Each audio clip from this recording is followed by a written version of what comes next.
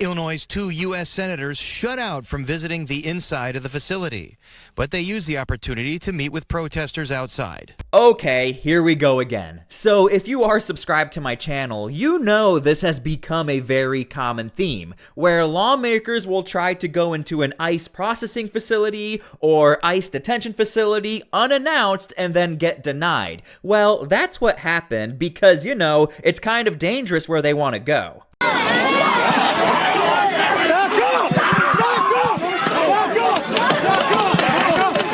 Yeah, that's the facility they think they can just walk into unannounced, and obviously they're going to get turned away because that's not even the protocol right now, but there is a proper protocol. So this entire unannounced visit was a total waste of time, and they did not even do their jobs. So I need your help. I need you guys to please like the video. It's the #1 way you guys are helping this channel, and it also helps others see the videos as well. In this video, we're going to talk about how these politicians, they just walk up to the facility, they get turned away, and there was never no oversight, even though they're there for the oversight. So I need your help. Make sure to get this video out so people can actually see what happened here.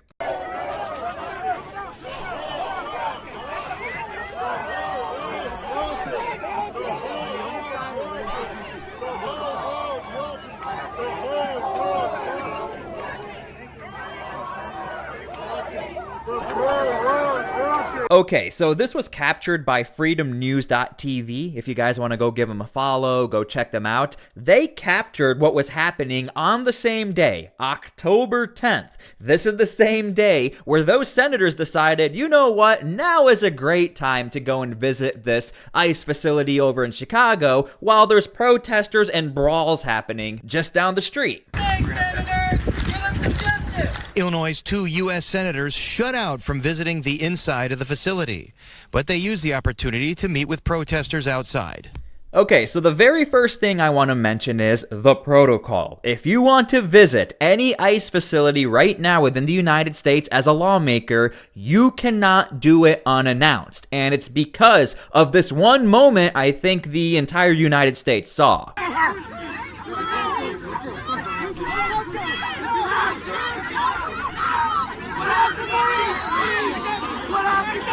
Yeah, the clip you just saw, that's of the one member of Congress right now who's being charged with assaulting Homeland Security agents. Now, that was an unannounced visit, members of the media were there, and protesters were there as well. So because of that, the Trump administration had no choice but to create a policy where that will never happen ever again. So if you actually want to do some real oversight, just let us know, and we're going to let you in. But if you show up unannounced with a bunch of media, we don't know if you're being serious or not. Illinois' 2 U.S. senators shut out from visiting the inside of the facility, but they used the opportunity to meet with protesters outside. Thank you for doing what's right, because what they're doing is wrong. Durbin says he's visited sporadically over the years without incident until the Trump administration took over. I've never had this kind of stonewalling by any presidential administration. Something's going on in there that they don't want us to see. I don't know what it is, but all Americans should be asking the same question.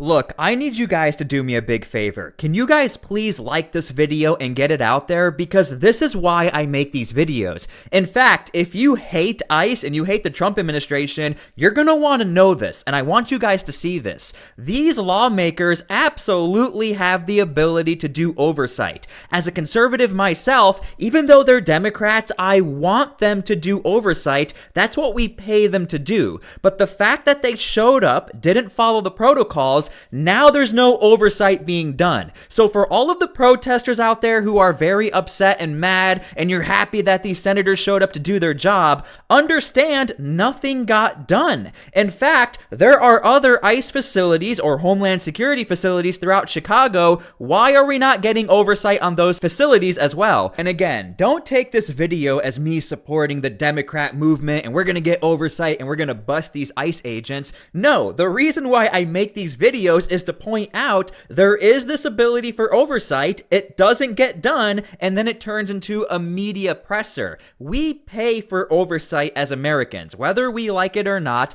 As conservatives, we expect Democrats to also do their job. This is not doing their job. They're supposed to do oversight, and nothing was done that day. This is like a unifying point. As conservatives and Democrats, we can come together and literally say, they just showed up, nothing got done, and the day has been wasted, and now they're focusing on the media. Before we continue, make sure to please subscribe to my channel so I can keep you guys up to date with this story and others just like it. On my channel, I have one mission. We try to critique everything fairly, we cross-reference, and we bring the truth out there. So make sure to please subscribe.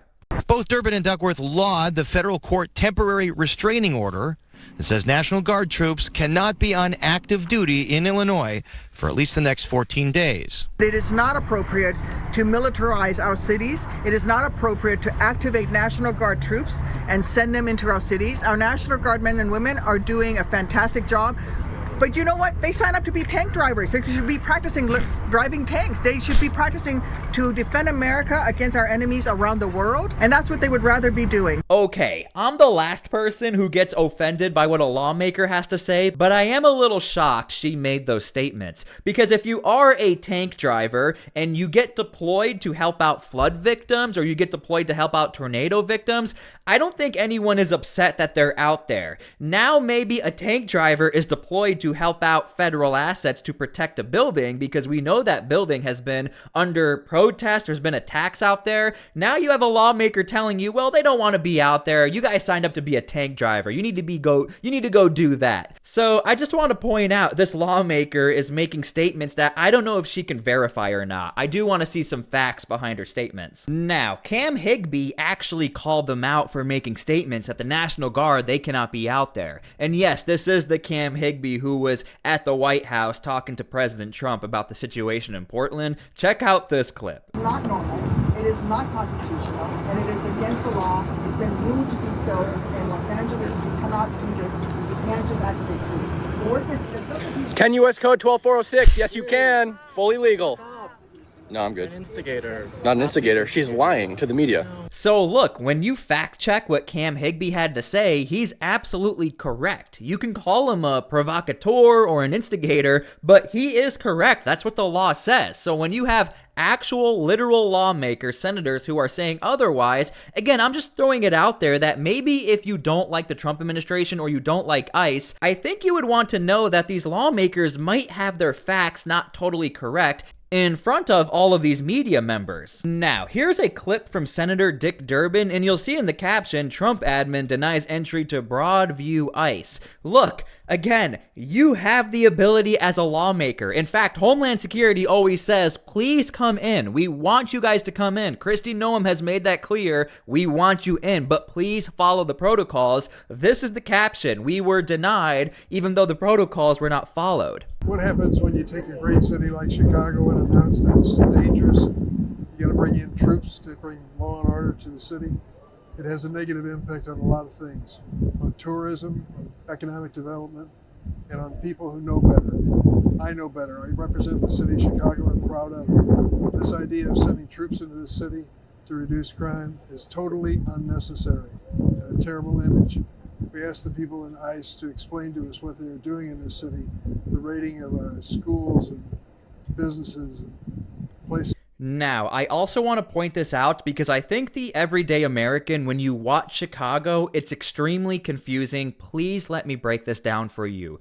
What he has on his screen and what he's talking about are two different things. He is talking about the field operations within Chicago, but on his screen, he's talking about one facility within Chicago that he visited. There is a Homeland Security headquarters in which he could visit. There are other processing facilities he can visit, but he chose to visit the one facility where everyone is watching, and that's where all the protesters are. However, what he's talking about does not even have to do with this facility. What he's talking about are the field operations in which the National Guard, they're not even out within Chicago right now as I make this video. They are simply isolated at this facility that's pretty much been attacked according to the Trump administration. So I just want to clear up this confusion. His messaging and what you see on the screen is not really lining up here. People go to worship and buy their groceries, and they won't even sit down with us and explain their program and what they're doing. How good can that program be if they won't even try to defend it or explain it? That's Also, I don't know if I'm hearing this right. Is he blaming the National Guard for being in the streets of Chicago and wanting to make sure Chicago is safe, and he's blaming their existence or them in the area? That's why the tourism is down? That's kind of what I'm getting from this. You guys can leave your comments down below how you feel about this. But again, the reason why this messaging even is a little confusing to me, you're talking about the National Guard operating within this war zone of Chicago, yet you have on your title here, Trump admin denies entry to Broadview ICE. That is one little facility where the National Guard is deployed to. So unless you understand the full context, and that's why I'm here for you guys, this is why things become confusing. The visit follows a tense morning outside the facility. Illinois State Police say they arrested 3 protesters, all for resisting and obstruction. The National Guard, because there's a temporary restraining order now for 14 days where the National Guard cannot be on duty. We know they were deployed here last night. We have not seen them personally. We have not seen them outside or on the roof or anything today. Per that order, they are allowed to travel within the state of Illinois. As Attorney General Raoul said, they can go to restaurants or stay in a hotel. They just cannot be on active duty here. So I hope you guys caught that at the beginning of the broadcast. The people doing the arresting was not even the federal agents or the National Guard. Nothing to do with what's going on out here. It was the local police who were doing the arresting. The stuff that he's doing is against the law and has been ruled so in federal courts. Senator Durbin, you said you would work with any administration to stop the crime. The president has said that he's willing to work with you. Why not take him up on his offer? the very point made by Senator Duckworth. When we look at his budget, he ends up cutting the very programs that our police have asked for and what they need. You know. So he's being asked, why are you not working with President Trump if he wants to reduce crime? Why would you not want to work with him? And he's shifting the blame over to President Trump. Well, he's trying to, cut the budget. For anyone who's a conservative, you know that probably one of the most pro-police presidents we've had in a while, or pro-security presidents, happens to be the Trump administration. In fact, go ahead and look into Memphis. Look how much money right now is being spent on the federal surge in Memphis right now. You don't think the Trump administration would like the exact same thing to happen in Chicago? They have a tough time recruiting new policemen. They're offering $50,000 incentives for those who sign up for ICE. What about our local policemen? We need more on the streets and more doing the professional work there. Let's put the federal resources in with the state and local resources and do it together. Here's the problem. The policies that this senator has in his state, you can't. It is a sanctuary policy. So the local police technically are breaking the laws when they're working with ICE agents, which is why more and more ICE agents are having to go into the Chicago area and do their job. None of this would be happening. Virtually none of this would be happening at all as far as this tension between sanctuary cities and ICE coming in and the police if there were no sanctuary city policies. In a cooperative fashion, not force it down our throats of sending in troops from Texas. So you don't think he's sincere? No, I don't. No, not at all. The $800 million that was appropriated was done so in a bipartisan way that he is now diverted away from what it was intended to do, which is to help local law enforcement. Okay, so this is what it's currently like in the Broadview area. And again, I'm a little shocked that protesters are not more upset with the lawmakers who are creating these policies. This is J.T. Kiskowski. He shows us what it's like for anybody who actually wants to protest or try to cover what's going on down there. Check this out. About a block behind me is the Broadview ICE detention facility. You'll see that there is no one standing behind these concrete barriers in one of these designated free speech zones, as the protesters out here have taken to calling them. And that's because the village of Broadview has limited protests to only being allowable out here between the hours of 9 a.m. and 6 p.m. It's currently Yeah, so that's not the Trump administration, that's the city of Broadview. So as those senators are talking about the Trump administration and not allowing for us to enter, I'm a little surprised. Why wouldn't those senators go over to the mayor and ask, why are you creating these free speech zones? Why can't people go out and protest? Because all the way down this road in the background, that is to the Broadview facility. They are pretty far away from the facility right now. But after 7, so there's nobody in there protesting. But if you turn around and look right here, everybody's out here because police are only allowing people to stand and wait across the street until the acceptable hours of 9 a.m. So you've got people essentially waiting in line to be let into a protest by authorities.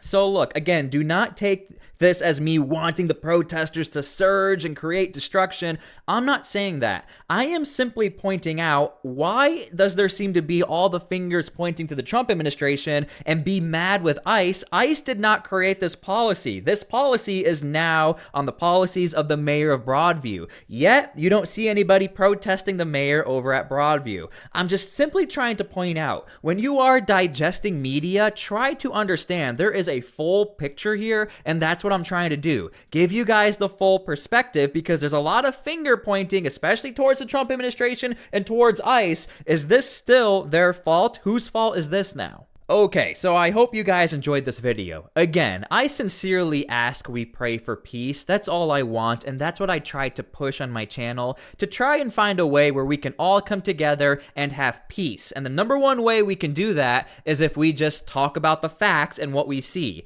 The lawmakers who were out on October 10th to do this oversight, they broke the protocols. That is just a simple fact. So if you hate ICE, nothing got done. If you love ICE, nothing got done. They just showed up and then they were in front of the cameras talking about soldiers, what they want to do and don't do. So I hope you guys enjoyed the video. Thank you again for everything. God bless, and we'll see you all later.